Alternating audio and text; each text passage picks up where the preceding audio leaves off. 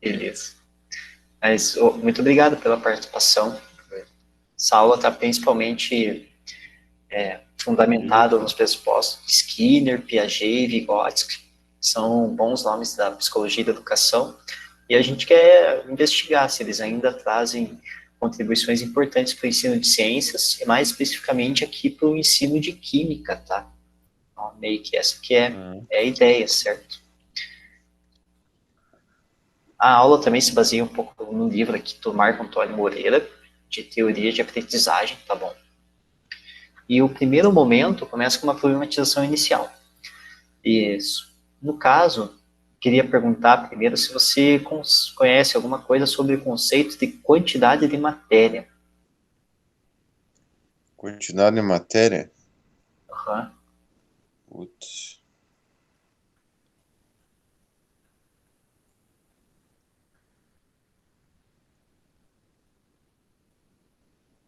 No caso, você já viu aquela definição, acho que é mais comum na física, né? Que massa é tudo aquilo que ocupa um lugar no espaço. Ah, e como é que é? É tudo aquilo que ocupa lugar no espaço e a professora falava direto para mim. Eu até te falei uma vez, só que esqueci agora. Não, mas tudo bem. Mas como que você acha que aconteceu essa evolução desse conceito de matéria, massa, quantidade de matéria? Como que você acha que você aprendeu esses conceitos, assim, ao longo da sua vida? É, foi na escola. Ah, na escola? Aham. Perfeito. Mais uma questão que eu queria perguntar para você é se existem descobertas científicas. Existe. Até hoje existe. Então, a minha aula meio que tenta problematizar um pouco essa ideia de descoberta científica, tá? No sentido que, assim, a gente Aham. não descobre necessariamente conhecimento científico, que a gente não descobre, tá? Que a gente, no caso, constrói ele a partir das nossas vivências, da nossa experiência, com muito embasado também, principalmente pela teoria, tá? E por que que eu digo isso? Porque tem alguns textos, algumas imagens que reforçam uma concepção assim que o conhecimento já está pronto, né? E o conhecimento você só precisa encontrar ele, você só, no caso, descobrir, né? Descobrir de uma coberta, assim, por exemplo, que ele está embaixo de uma coberta e você só descobre essa coberta. Mas não é exatamente assim que funciona. A gente se opõe a essa ideia. No caso, a gente constrói o conhecimento científico com o nosso, com, principalmente estudando a fundamentação teórica e construindo socialmente esses conhecimentos junto com os professores, junto com a população. Tá Aham. bom? É meio que essa é a ideia que eu quero passar durante durante as aulas aqui, tá bom? E o objetivo principal é perceber a necessidade desse novo conhecimento que a gente constrói socialmente, tá? Mesmo assim, de forma virtual, não significa que a gente não esteja construindo de forma socialmente. Mesmo virtualmente, nós estamos interagindo de uma forma social, tá bom? Muito dessa ideia da descoberta científica, ela vem do positivismo lógico, que começou ali com Francis Bacon. No caso, esse positivismo, ele tem uma ideia relativamente salvacionista, assim, da ciência, né? Não é recente essa ideia que a ciência e a tecnologia necessariamente levariam ao bem-estar da sociedade. Essa ideia já é bem antiga, assim, tá? Mas essa concepção do positivismo, ela deixa de considerar algumas especificidades que nem sempre o conhecimento, o desenvolvimento científico, a educação vão levar necessariamente ao desenvolvimento, certo? Por exemplo, o que seria o desenvolvimento? É a gente ter que ficar trocando de celular todo ano? Seria, no caso, a gente ter um carro mais potente? Ou será que um desenvolvimento não poderia ser a gente ter uma relação mais confortável, mais amigável com o nosso planeta? Essa é a minha concepção de desenvolvimento, tá? Que a gente consiga conviver com o nosso planeta de uma forma mais harmoniosa, assim, tá bom? Pensa. Bom. Esse positivismo também, ele acreditava que o sujeito epistêmico, ele é neutro, e o que é muito diferente da realidade da educação e na realidade da pesquisa científica, tá? A gente geralmente começa estudando muito a fundamentação teórica para então observar uma coisa nos experimentos, tá bom? Para daí a gente começar a ir para o laboratório. E o positivismo também, ele reforça essa ideia que o conhecimento já está presente, basta você descobrir ele, tá? Então, a gente se opõe um pouco a essa ideia aqui, tá? Não que não existam descobertas científicas ao longo da história da ciência. Existem algumas descobertas até acidentais, assim, mas mesmo essas descobertas acidentais, elas estavam junto com os cientistas que eles já estavam iniciados no universo científico, que eles já conheciam bem a teoria. Então, para você descobrir alguma coisa assim, você já precisa estar com um amadurecimento conceitual e da teoria bem elevado, assim, para você conseguir realizar essas descobertas, digamos assim. O positivismo também reforça a ideia que a ciência estaria baseada em métodos científicos, que ela começaria a partir da observação, criação de hipóteses, realização experimental, verificação ou não das hipóteses. Não que não existam esses conceitos na ciência, tá? Eles estão presentes na ciência de diferentes formas.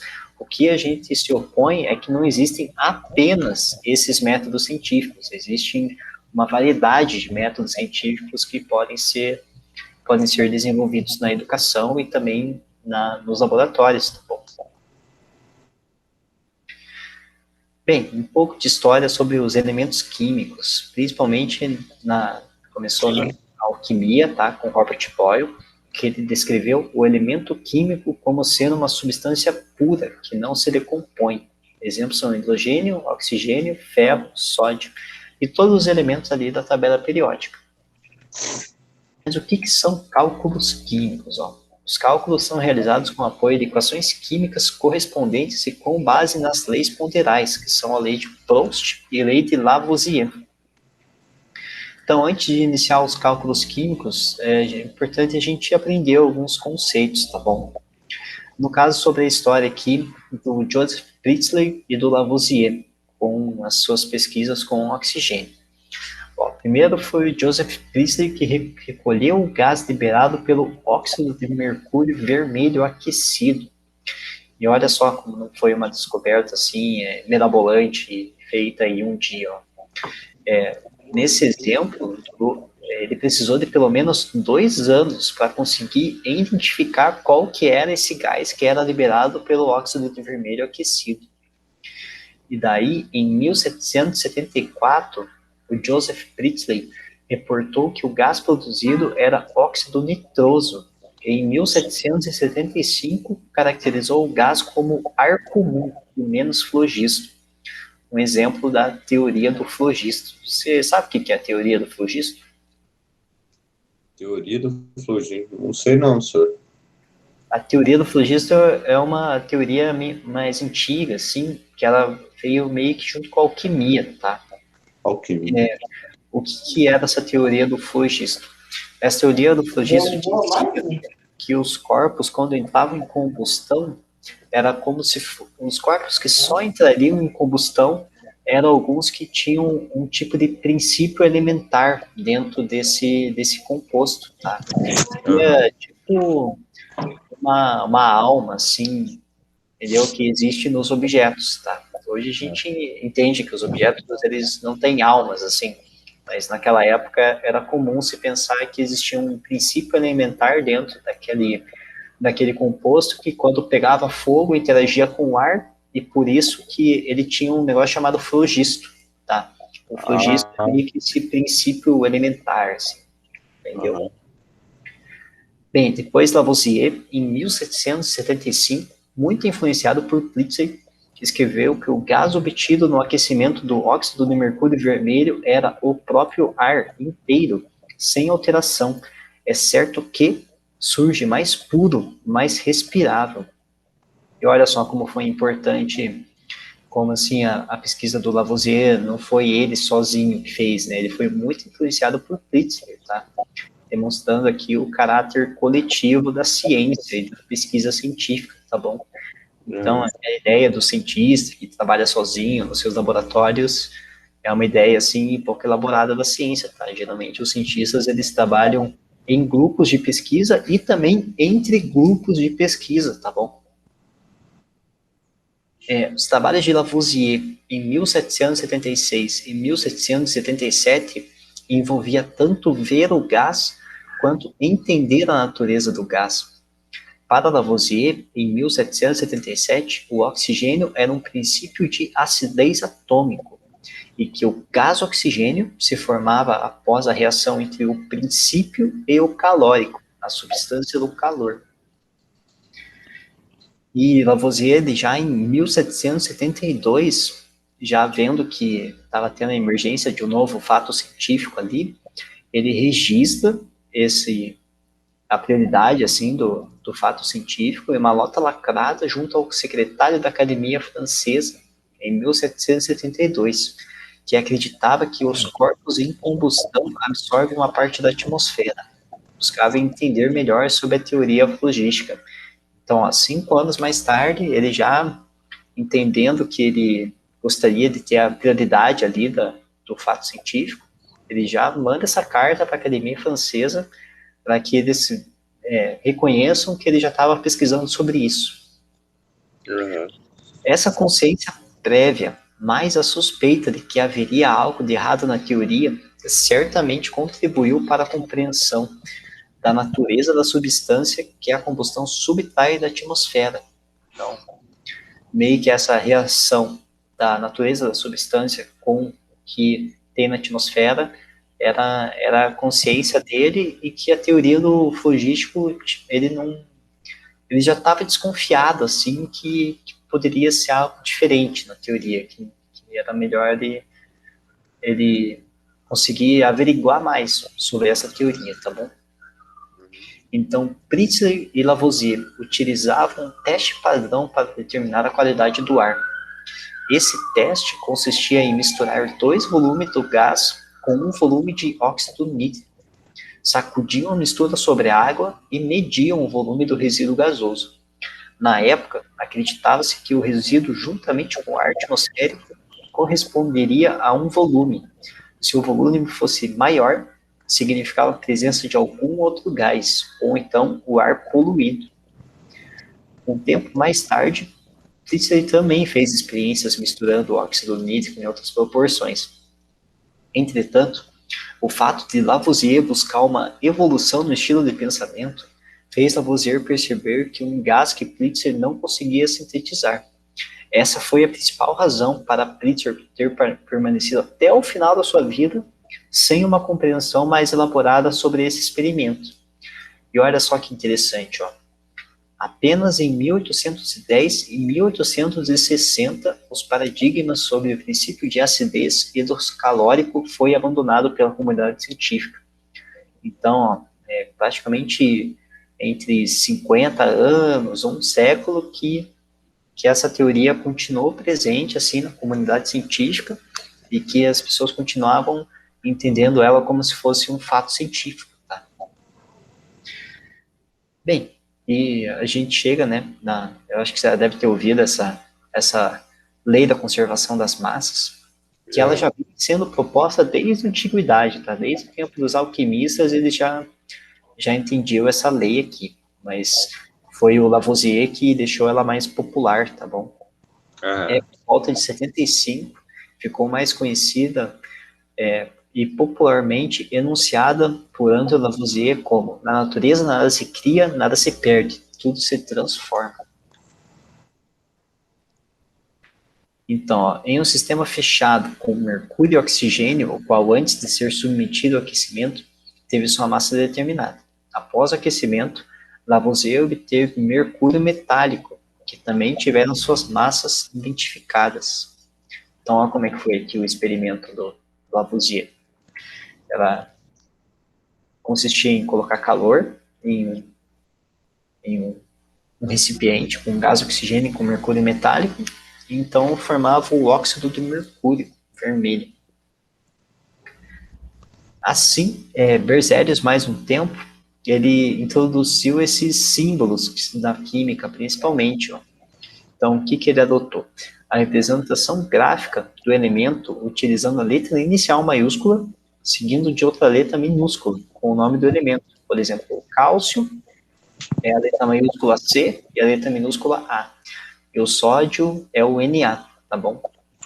Assim, denomina-se elemento químico como sendo conjunto de átomos de mesmo número atômico. De acordo com a IUPAC, a massa atômica do átomo é expressa em unidade de massa atômica 1. O isótopo do átomo de carbono C mais comum, com massa igual a 12, foi utilizado para determinar o que seria uma unidade de massa atômica. Então, olha como é que foi aqui, ó. Realizado para determinar uma unidade de massa atômica. Então, um átomo de carbono 12 foi dividido em 12 partes iguais para se obter uma unidade de massa atômica. Então, o isótopo do átomo de carbono C mais comum, com massa igual a 12, ele foi utilizado para determinar o padrão, que é uma unidade de massa atômica. E 1 equivale basicamente a 1,66 vezes 10 a menos 24 gramas. Então, olha que é um valor bem pequeno mesmo, tá? Já a massa molar é uma grandeza física representada pelo P maiúsculo. Essa massa molar ela pode ser definida pela massa de uma substância dividida pela quantidade dessa substância, resultando assim na unidade gramas por mol. Então, ó, como é que a gente faz para calcular a massa molar do elemento químico? Ó. A gente tem que uma unidade de massa atômica vai equivaler a uma unidade de massa molar, ou seja, pelo hidrogênio, que é o átomo mais simples que a gente tem. Uma unidade de massa atômica de 1 equivale à massa molar de 1 gramas por mol.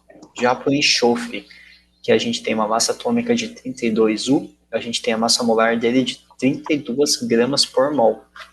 Aqui tem um exemplo para a gente fazer junto, que para determinar a massa molar dessas substâncias aqui, ó, do H4, P2O7 e do Al2SO4, entre parênteses 3.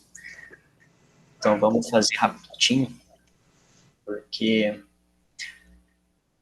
você entendeu a ideia, né? No caso, cada elemento tem a sua respectiva massa atômica, e então você, para descobrir a massa molar, você tem que fazer a soma das massas atômicas com a massa dos elementos. Beleza? Era isso que eu tava vendo lá dos mol lá. Ela tava falando isso, mas não tava entendendo o que ela tava explicando, sabe? Ó, no caso aqui, ó, do água 4P2O7. Uhum. No caso, pode separar assim, ó, H4P2O7. No caso, ó, eu sei que a massa molar do hidrogênio é 1 grama por mol. Tá? Então, 1 grama por mol. A do fósforo, que é o P, ó, tá escrito aqui, é 31 gramas por mol. Uhum. Então, cada átomo de fósforo vai pesar 31 gramas por mol. E cada átomo de oxigênio pesa 16 gramas por mol. Então, seria 16 aqui, certo? Mas eu não tenho só um átomo de hidrogênio, nem só um átomo de fósforo, nem só um átomo de oxigênio. Eu tenho 4 átomos de hidrogênio, 2 de fósforo e 7 de oxigênio. Então, o que eu preciso fazer aqui? Ó? Vezes a quantidade de átomos. Então, eu sei que um átomo de hidrogênio pesa 1 grama por mol, mas eu tenho 4. Então, eu faço vezes 4. Aqui no fósforo, eu sei que um átomo de fósforo pesa 31 gramas por mol, mas eu tenho 2. Então, eu faço vezes 2. E um átomo de oxigênio pesa 16 gramas por mol, mas eu tenho 7 átomos de oxigênio. Então, eu faço vezes 7. Beleza? Agora eu quero uma calculadora, porque fica bem mais rápido. 4,62 e...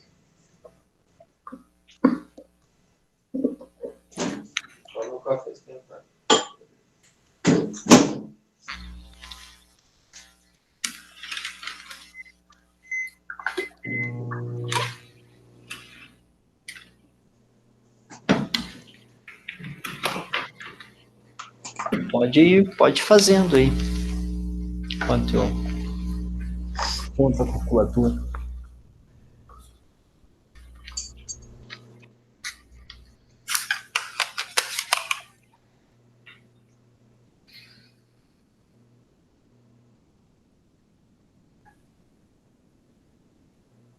Trinta e seis. 4. Aqui vai ser 62.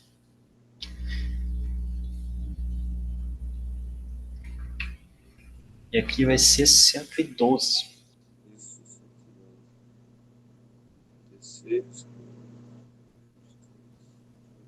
Tudo. Ó, e para eu saber, então, a massa molar do H4P2O7, você faz a soma de tudo isso daqui. Ah, pode tirar o atômico dele. Então, aqui, ó, deu para mim que a massa molar do H4P2O7 é 178 gramas por mol. Beleza? Quer fazer isso daqui? Qual que você falou? O Al2SO4 3? Se eu conseguir enxergar, eu faço. Deixa eu ver.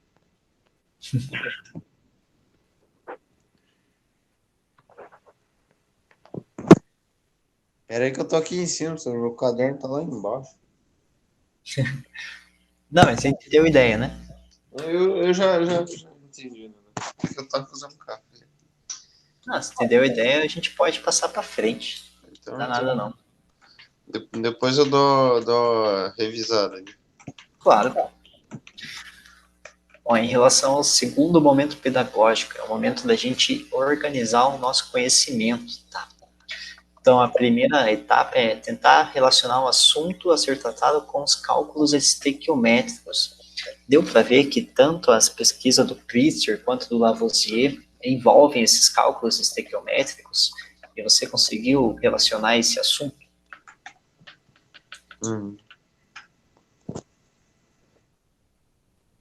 Fez sentido, assim, que você conhecendo a proporção dos elementos, você começa a entender melhor sobre a massa atômica desses elementos? Sim. É. Então, o professor, então, ele pode orientar os conhecimentos necessários para organizar esse conhecimento, e o objetivo é principalmente aprender algumas definições científicas, tá? Que vão ser importantes para continuar na disciplina aqui. Então, aqui tem um exemplo da lei da conservação das massas, ó. Olha o que acontece quando a gente mistura óxido de cálcio e água. Você tem que entender que a gente tem 74 gramas de reagentes, então necessariamente eu vou formar 74 gramas de produto. Tá? Então, em um recipiente, em uma reação química feita em um recipiente fechado, a soma das massas dos reagentes é igual à soma das massas dos produtos, tá bom? Então, tanto o lado depois da seta quanto antes da seta tem que ter a mesma quantidade em massa, fazendo a soma ali, tá bom? As coisas, elas não se perdem, elas se conservam em um recipiente fechado e perfeito, ideal, tá bom? Nada se perde, tudo se transforma. Isso mesmo. Então, olha só. Em 1799, Joseph Louis Proust reportou que a proporção com que cada elemento entra na formação de determinada substância é constante, independentemente de seu processo de obtenção. Então, olha só, a água, que é H2O, né? Se tivesse um jeito de você... É que a água é uma molécula bem estável, assim, né? Então, precisa de bastante energia para você conseguir hidrogênio elementar e oxigênio elementar. Mas, hipoteticamente falando, digamos que a gente conseguiria quebrar essa molécula de água entre hidrogênio e oxigênio. A proporção que ia ser respeitada ia ser a proporção de 1 grama de hidrogênio para 8 gramas de oxigênio. Tá? Então, o que acontece? Se você tem 9 gramas de água, 1 grama vai ser de hidrogênio e 8 gramas vai ser de oxigênio. Tá? Porque 8 mais 1 é igual a 9. E a mesma quantidade de massa depois da seta tem que ser a mesma quantidade de massa antes da seta. Uhum. Beleza? Então, aqui também dá para a gente fazer essas proporções em termos de fração, que seria a massa de hidrogênio sobre a massa de oxigênio. Então, olha só, a proporção ela se mantém constante, sempre vai ser 1/8, não importa a quantidade de água que você tenha, tá?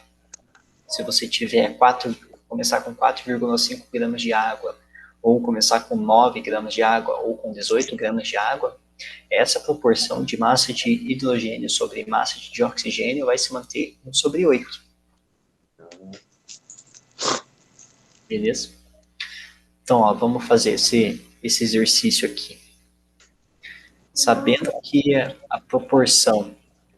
Pô, mas aí o cara já deu a resposta aqui, ó. Não quero dar a resposta.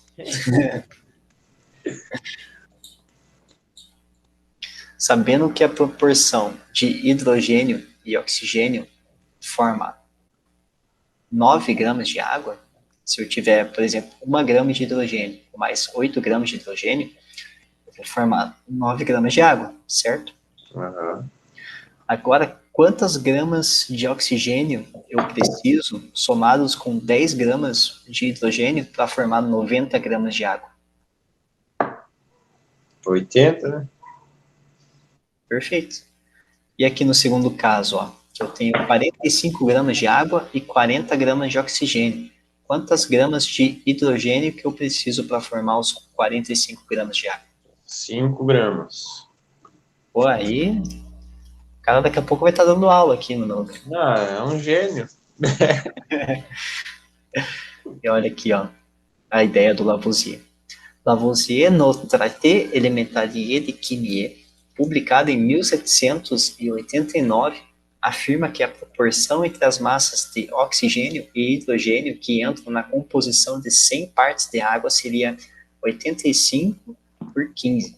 Então, hoje a gente sabe quanto que é essa proporção, no caso de oxigênio e de hidrogênio, tá? Seria diferente de 85/15. No caso, seria mais próximo disso daqui, ó. Eu sei que 2 átomos de hidrogênio com mais 1 átomo de oxigênio forma uma água, tá? Forma a molécula de H2O. Então, no caso, como eu sei que 2 átomos de hidrogênio, eles têm 2 gramas, que é a mesma coisa que a massa molar dele. E um átomo de oxigênio tem 16 gramas. Somando depois da seta, então, a soma aqui antes da seta dá 18, e do outro lado tem que dar 18. Mas eu quero a proporção para 100 gramas. Então, por isso que eu coloco 100 gramas aqui embaixo e penso qual que vai ser a proporção que vai respeitar essa quantidade de gramas por átomos também, tá bom? Então, no caso, se eu tiver 100 gramas, você pode fazer uma regrinha de 3 aqui, certo? Eu fiz essa conta e aqui, além de 89, deu 88,88. Só que daí ele arredondou para 89, tá? Então, ali, no caso do hidrogênio, seria 100 vezes 2, divididos por 18, que dá... E aqui, no lugar de 11 gramas, daria 11,11, tá? Somando, você chega aí, então, em 100 gramas de água. Então, a resposta que está mais próximo dessa proporção, de 88,88 e de 11,11, é a letra E aqui, tá? Uhum. Beleza? Ah, nossa senhora. Volta lá um pouquinho, doutor, para mim dar entendido melhor. Então, pra você calcular, você tem que fazer regra de 3 para... Nesse caso aqui, tem que fazer uma regrinha de 3. Uhum. Nos outros casos, era só somar, né? Essa daqui já tem que pensar numa regrinha. E pensar nas proporções, né? É que eu achei que era só somar, né? É, às vezes também tem que usar a matemática a nosso favor, hein?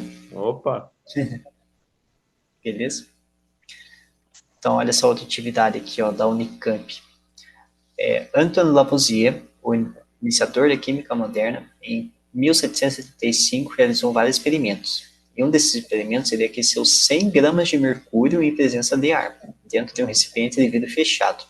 E ele obteve 54 gramas de óxido de mercúrio vermelho, tendo ficado assim sem reagir 50 gramas de mercúrio. Então, qual que é a razão entre a massa de oxigênio e a de mercúrio que reagiram? Então, olha só como é que dá para a gente fazer essa questãozinha. Pensa na reação, ó, do mercúrio reagindo com oxigênio, formando o óxido do mercúrio. E qual que é a parte importante aqui, ó? Que 100 gramas de mercúrio em presença de ar e ele obteve 54 gramas de óxido de mercúrio vermelho e ainda deixou de reagir 50 gramas de mercúrio. Quer dizer que as outras 50 gramas de mercúrio reagiram. Tá? Uhum. Então, qual a razão entre a massa de oxigênio e a de mercúrio que reagiram? Como eu sei que formou 54 gramas de óxido de mercúrio, eu sei que reagiu 50 gramas de mercúrio. Então, quanto que falta de gramas de oxigênio para formar os 54 gramas de mercúrio? Se As eu ainda quatro. As falta essas quatro. 4 gramas. Perfeito. Então, é só daí fazer a massa de mercúrio que reagiu sobre a massa de mercúrio a massa de oxigênio que reagiu divididos pela massa de mercúrio que reagiu. Uhum. Beleza? Aí vamos ver essa outra questãozinha aqui, ó, da FUVEST. Os pratos A e B de uma balança foram equilibrados com um pedaço de papel em cada prato e efetuou-se a combustão apenas do material contido no prato A. Esse procedimento foi repetido com palha de aço em lugar de papel. O que foi observado após a combustão? No caso, você tem o papel e a palha de aço. Aí você vai queimar o A. O A dos dois foi queimado. Então, o que, Uhum. que vai acontecer? Vou mostrar para você. Melhor fazer daqui. Ó. O que acontece quando eu queimo um papel? Tá? Quando eu queimo um papel, Ele vira cinza, né? ele vira cinza. Mais O2. O que eu vou formar? Eu vou formar cinza, mas toda combustão também vai formar gás carbônico e água. Tá bom? É sempre assim, toda combustão completa também forma gás carbônico e água, tá? Aí o gás carbônico evapora, porque é gás, e a água geralmente em forma de vapor. Então também ela vai evaporar, tá bom? Uhum. Então você concorda que esse daqui, então ele vai ficar mais leve. Então, ele ficando mais leve, ele vai subir. Sim, e o outro vai baixar. E esse, como é pesado, vai baixar. Beleza? Aí o que acontece quando eu coloco uma palha de aço carbono com mais O2? Quando eu queimo ele, o que eu vou formar? Eu não vou formar só cinza, né? Eu vou formar o Fe2O3, que é o óxido de ferro, mais CO2 e mais água. Beleza? Gás carbônico e hidrogênio. Uhum. Você vai meio que vai ocorrer uma fusão aqui ó, de ferro com oxigênio, tá? Isso aqui vai deixar ele mais pesado. Se eu deixo esse A aqui mais pesado por causa desse óxido de ferro, O B vai subir. o B vai subir. Eu não sabia se queimasse o negócio ele ia. Eu achei que o bombril ele virava fumaça. Mas no Eu caso achava que ele, virava, tipo, não um pó. no caso ele vira óxido de ferro mesmo. Ele meio que funde assim.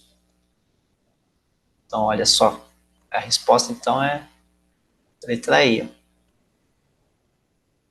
Beleza? Uhum. Bem, mas o que é estequiometria? No sentido mais objetivo, assim. É o cálculo da quantidade das substâncias envolvidas numa reação química. Desse modo, é possível calcular quanto de produto será formado ou o rendimento da reação. Então, olha só esse exemplo aqui didático que eles colocaram.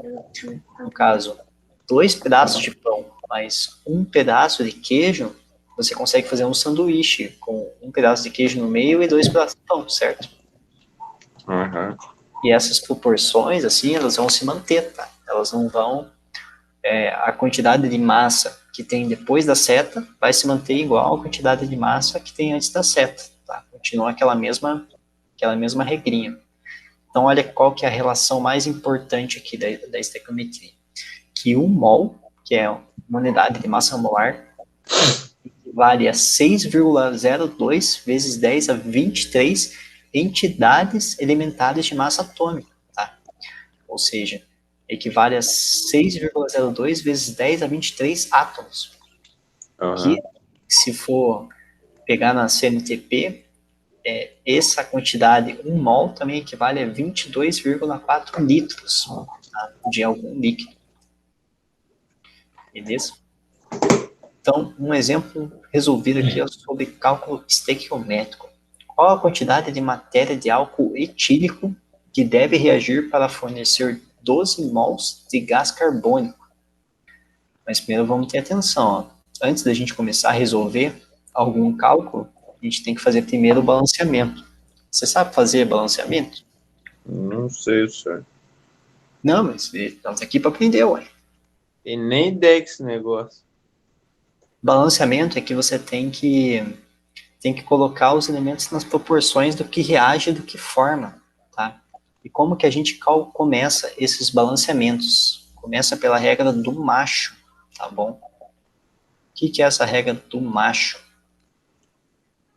Que primeiro você começa balanceando os metais, depois os não metais, daí o carbono, o hidrogênio e o oxigênio, tá?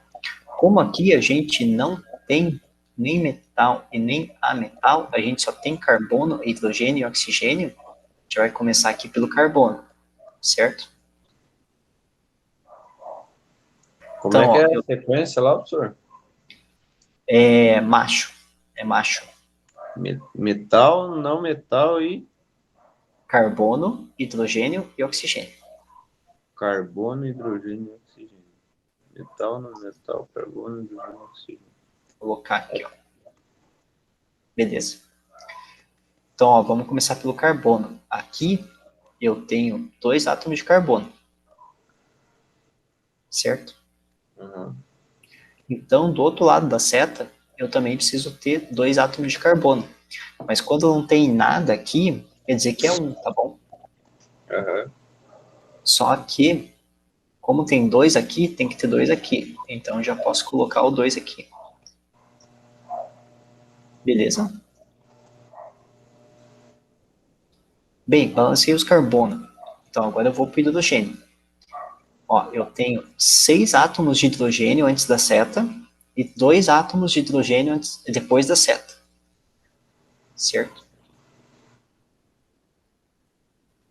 Então, para eu conseguir equivaler aos 6 átomos de hidrogênio aqui, quantos átomos de hidrogênio que eu preciso ter depois da seta?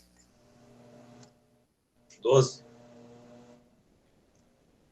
No caso aqui tem 6, né? E aqui já tem 2. Eu preciso de mais 4. Não, mas esse daí não é que nem aquele lá que nós estávamos vendo lá que tem que multiplicar, né? Esse aí é só a soma. Esse é só os elementos que você está balanceando. Entendi. E aquele 1 ali entre parênteses no oxigênio ali? Isso daqui é um L. Significa que o álcool etílico é líquido. Ah, sim. Beleza? Esse G significa gasoso e esse V significa vapor de água. Vapor. Ó, mas para balancear o hidrogênio, como é que eu faço? O número que vem aqui na frente, ele multiplica toda a molécula, tá? Então, ó, aqui eu tenho 2 átomos de carbono e 4 átomos de oxigênio, porque ele multiplica esse 2 aqui, entendeu? E aqui Entendi. eu tenho 2 átomos de hidrogênio. Para eu chegar em 6 átomos de hidrogênio, eu tenho que multiplicar por 3. Entendi. Porque, ó, 3 vezes 2 dá 6. Então, já balanceei esse também. Aí, ó, já balanceei o carbono e já balanceei o hidrogênio. Falta balancear o oxigênio, certo?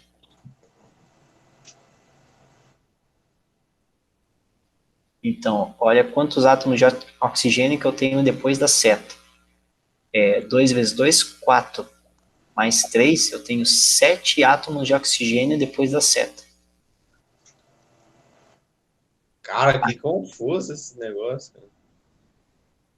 Ah, tem que fazer com o tempo, tem que ir fazendo bastante. Aqui eu já tenho 3 átomos de oxigênio, só que eu preciso ter 7, tá? Porque depois da seta tem 7 átomos de oxigênio.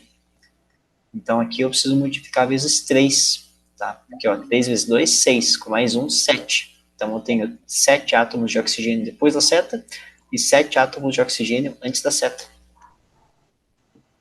Ah, Beleza? entendi. Você... O 2 e o 6 lá e... Calma, mas não é 4 ali? Aonde? No CHO lá. CHO, não, ele fica sem número nenhum aqui na frente.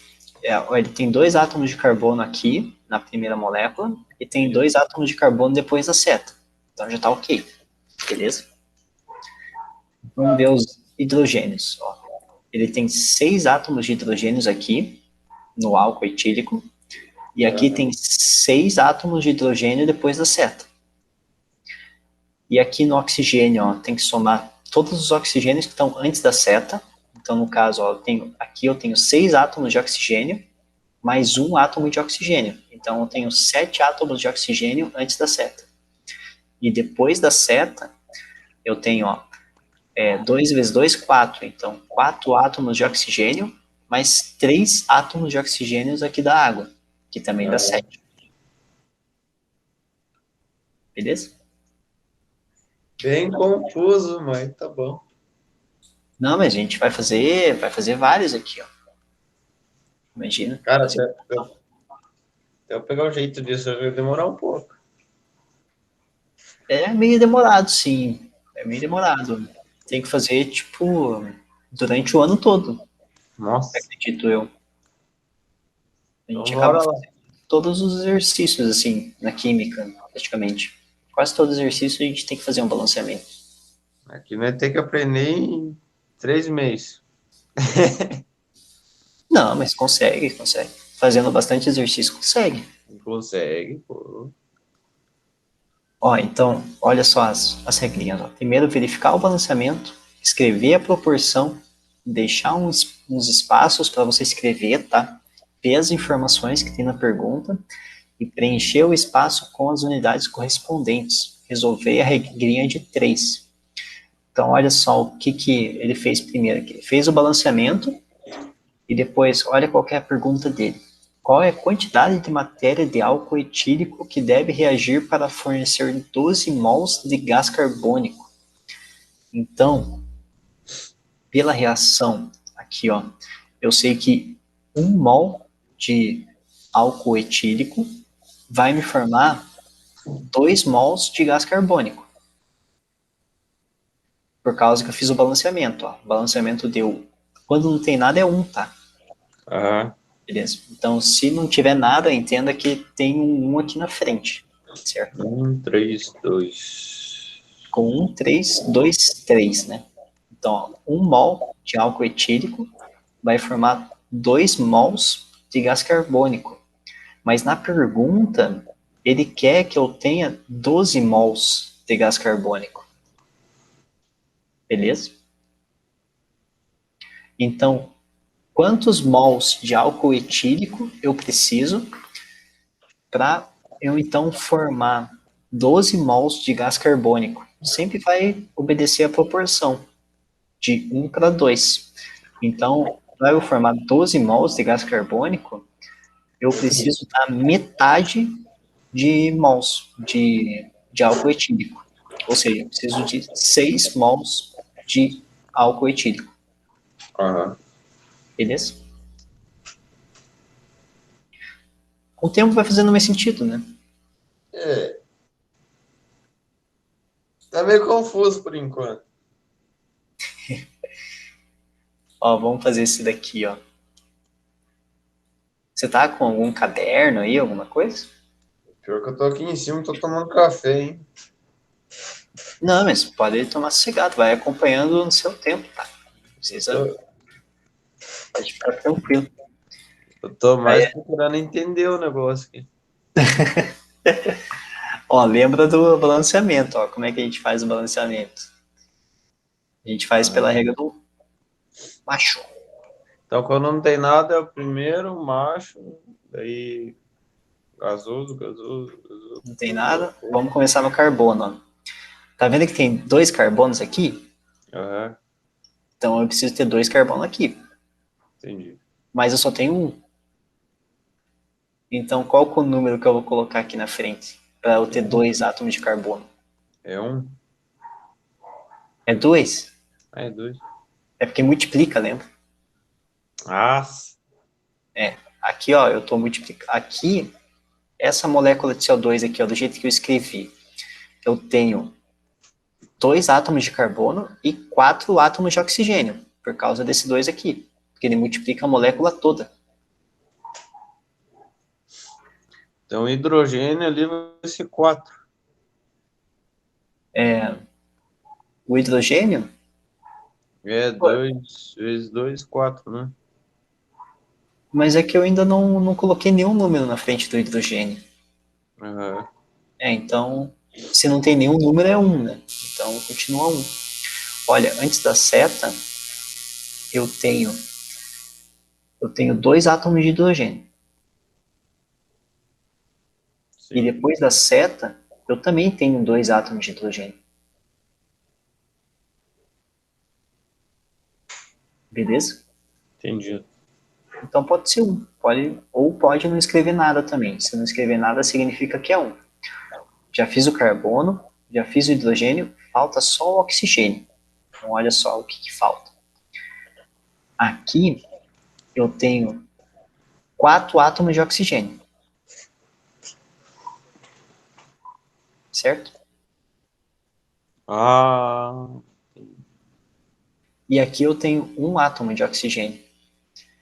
Então 4 mais 1 dá 5, né? aham. Beleza? Mas aqui eu já tenho mais 2. Eu tenho 2 antes da seta. Então ainda faltam 3 átomos de oxigênio para eu balancear isso aqui, né? E como que eu vou colocar esses mais 3 átomos de oxigênio? Eu posso também colocar fração, certo? Então seria, então, aqui tem 2 vezes 2, 4, mais um 5, seria 5 sobre 2, beleza? Que daí eu vou ter 5 átomos de oxigênio. Deixa eu ver se eu coloquei certo. Ah, 5 sobre 2, tá bom.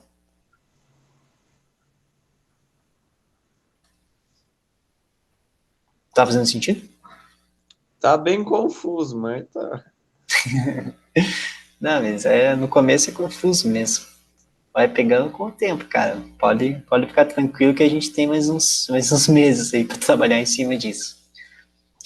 É que tipo assim, quando você mexe a seta do mouse, uma hora tá aqui, outra hora tá lá no outro negócio. Daí eu fico meio perdido, sabe? Mas é porque tem que analisar a reação inteira, né?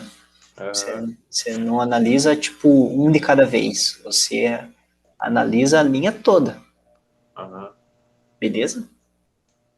Eu tô procurando analisar isso, mas eu fico mais perdido que esse cara tirou até. Não, mas é difícil mesmo. Pode ficar tranquilo que é difícil mesmo. Logo vai fazer mais sentido. Ó, e qual será a quantidade de matéria de gás oxigênio necessária para fornecer 17,5 mols de água na queima completa do acetileno. O acetileno é esse aqui, ó, que é a mesma coisa que o etino, tá?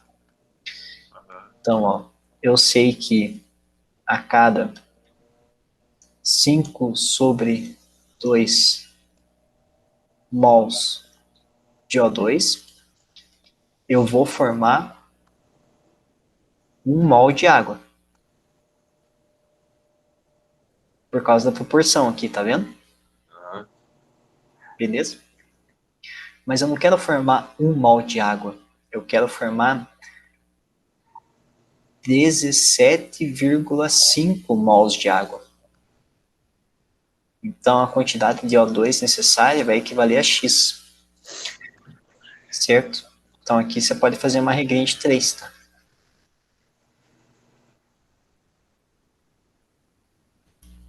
Então, vamos fazer aqui, ó. 17,5 vezes 5 por 2. Esse X é igual a 43,75 mol de O2 que é necessário. Então a resposta aqui é a letra A daí, tá? Ah, sim. Beleza? Daí é só fazer a continha, né? Da fração vezes 17,5 e fazer a continha, certo? Me arrependi de não ter prestado atenção na aula de matemática. Pô, a matemática vai estar presente aqui. Você está fazendo a matemática falando isso? Não tô, professor. Tô fazendo sociologia, química, português e artes. Não, mas matemática é importante. A gente vai ver bastante coisa matemática na química, a gente utiliza bastante. Elas são disciplinas diferentes, mas elas acabam sendo complementares entre si, né? Então é bem importante conhecer bem de matemática, sim.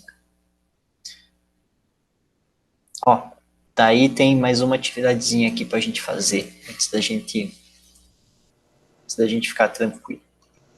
Ó, na reação de óxido de alumínio com ácido sulfúrico, forma-se sulfato de alumínio, Al2SO4, entre barras 3. Para se obter 12 mols desse sulfato, quantos mols do ácido são necessários? Primeira coisa que a gente tem que fazer é o balanceamento, lembra? Uhum.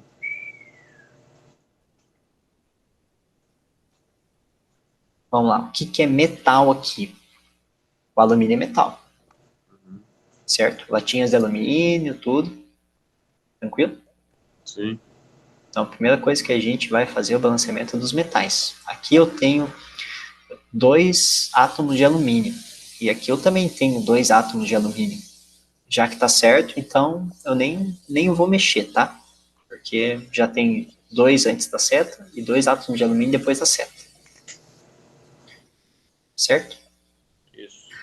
Agora, os não metais. O que é não metal aqui? O que é diferente de carbono, hidrogênio e oxigênio nessa reação? É só o enxofre, né? Uhum. Mas olha só, quantos enxofres eu tenho aqui? Aqui tenho sulfato, entre parênteses, 3, certo? Então tem que multiplicar tudo. Ó. Então aqui eu tenho 3 átomos de enxofre, certo? E aqui eu também tenho 12 átomos de oxigênio, tá? Porque 4 vezes 3 é 12.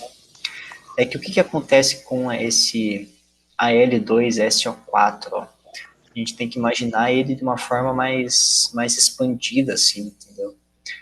Então, o que eu tenho? Um Al, que acredito que vai estar ligado ao Al, que então vai ter 3SO4. Pior que agora eu fiquei na dúvida, sabia? Pode ser que fale algo meio errado. Deixa eu ver a fórmula molecular dele.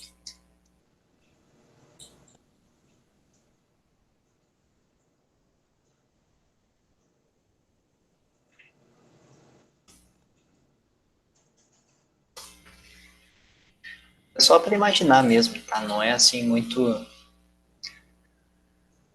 Ó, ele vai estar mais ou menos assim, tá?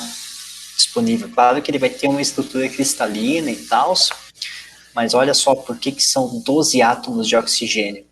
Porque em cada um desses SO4 vai ter 4 oxigênios. Então eu tenho 1, 2, 3, 4, 5, 6, 7, 8, 9, 10, 11, 12, tá?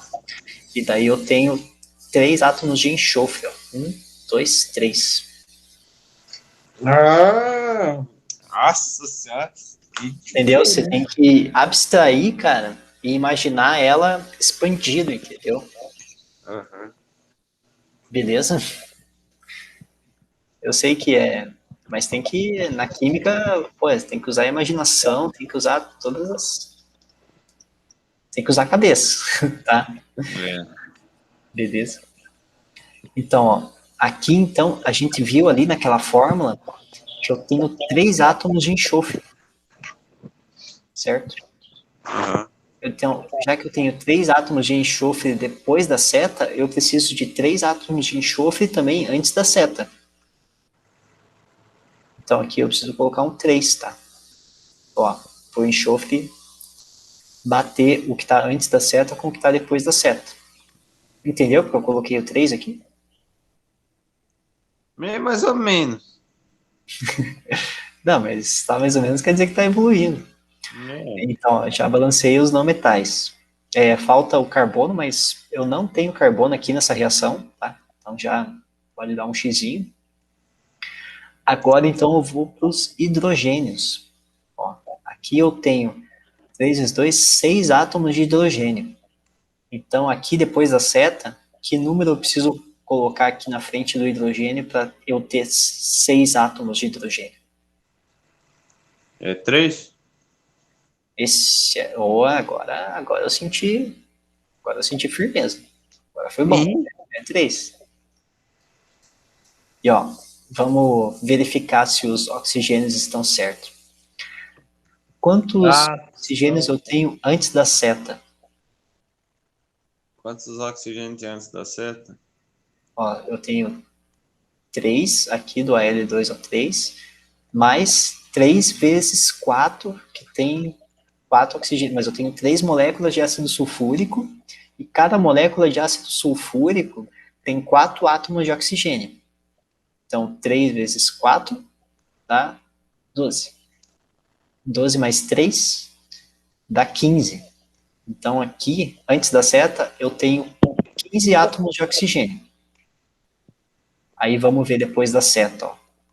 Depois da seta, 4 vezes 3 dá 12. E aqui eu tenho 3 moléculas de água. Cada molécula de água tem um oxigênio. Então, 12 mais 3 também dá 15. Então, eu tenho tanto 15 átomos de oxigênio depois da seta e também tenho 15 átomos de oxigênio antes da seta. Beleza? Uhum. Para se obter 12 mols desse sulfato, quantos mols de átomo, quantos mols de ácido são necessários, né? Ó, no caso, eu quero obter 12 mols de sulfato de alumínio. Eu quero obter 12 mols desse cara aqui, tá? Mas eu sei que eu preciso de 3 mols do ácido, do H2SO4, para eu formar 1 mol desse sulfato de alumínio.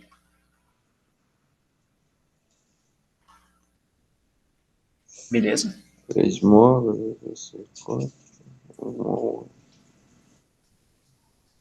Mas eu não quero obter 1 mol de sulfato de alumínio. Eu quero obter 12 mols de sulfato de alumínio. Tá? Então aqui vai ser o X. Então é só fazer vezes direto aqui, ó. 12 vezes 3 dá 36. Então a resposta aqui vai ser a letra E. Beleza? Eu preciso de 36 mols de ácido sulfúrico para formar 12 mols de sulfato de alumínio. Vamos ver, ó. Cara, é bem confuso, mas tá evoluindo. Beleza? Mas valeu, Leonardo. Sexta-feira a gente continua. Pra daí a gente fixar melhor ainda, né? Beleza, senhor. Beleza? Se conversamos, eu vou